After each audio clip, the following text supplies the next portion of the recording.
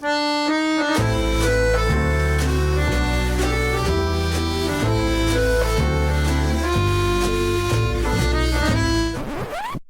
and welcome to Last Week in AWS. I'm Corey Quinn. Tonight I'm hosting a drink up at 6 p.m. in Seattle at Outer Planet Brewing. If you're listening to this and you're in town and free, come on by. Let me buy you a beer as thanks for basically putting up with me. And later this week, I will be hosting an AMA on the 27th at noon Pacific time over on YouTube. Bring questions. I think you'll like this. Now, what did AWS get up to last week?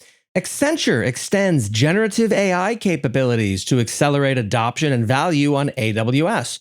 They're helping clients leverage Amazon Bedrock. And excuse me, what? Bedrock is in private preview. The APIs can change. The pricing model can pivot wildly. If you use a service like that in production, you're playing with fire. And AWS service teams always advise customers not to use preview services in production for these and other excellent reasons. What is AWS doing with Bedrock exactly? New Amazon EC2 Pro Mac instances built on Apple Silicon M2 Pro Mac mini computers. Man, my M1 Mac Studio still feels new. It's sad to learn that I've once again been outpaced by technology. How Chime Financial uses AWS to build a serverless stream analytics platform and defeat fraudsters. Chime is excellent at using technology to defeat fraudsters. Remember that they're the folks who created AlterNAT to defeat usurious managed NAT gateway charges. Centralizing management of AWS Lambda layers across multiple AWS accounts.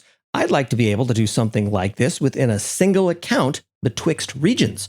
Honestly, so much of my work is remembering exactly where I parked something. Handle traffic spikes with Amazon DynamoDB provision capacity. It's always good to read posts like this just to validate that there aren't any changes to our collective assumptions about how DynamoDB handles spiky workloads and or scaling on the back end. That's not nothing. Streamline interstate Department of Motor Vehicles collaboration with private blockchain. Okay, there's no way that governments are using blockchain for this, I thought. So I read the article, inexplicably on the AWS database blog rather than on AWS's blockchain blog where it belongs. And of course, nobody is actually doing this. The entire post is about how it could solve a problem. That's blockchain's whole thing. It's a neat technology that's been trying for over a decade to find a problem to which it's a solution and failing. How to host your Unreal Engine game for under $1 per player with Amazon GameLift. Oof. Okay, so Unity changed their pricing model a week or so ago and led to a giant kerfuffle. They attempted to retroactively change their pricing to charge a per-install fee, which spooked the entire industry. So what does AWS do? They reframe their reasonable GameLift pricing model, which is based upon instance hours, and in the headline, they make it sound like they're charging per player, which they absolutely are not.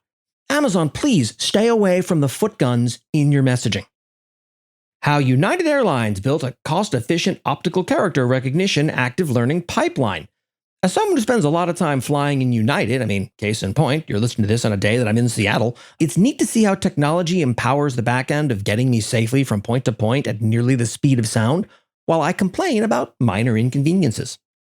How VirtuSwap accelerates their Pandas based trading simulations with an Amazon SageMaker Studio custom container and AWS GPU instances. Yeah, I don't care about the second half of that sentence at all, because I am emphatically and vocally in support of learning as much as I can about VirtuSwap's Panda Accelerator.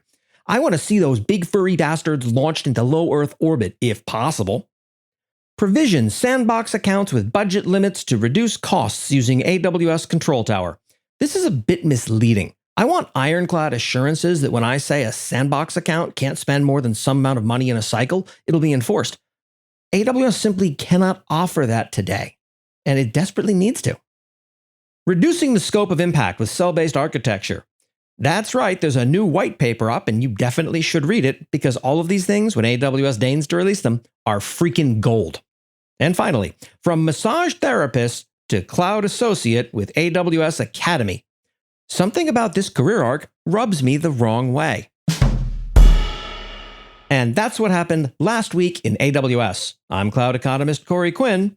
Let's continue.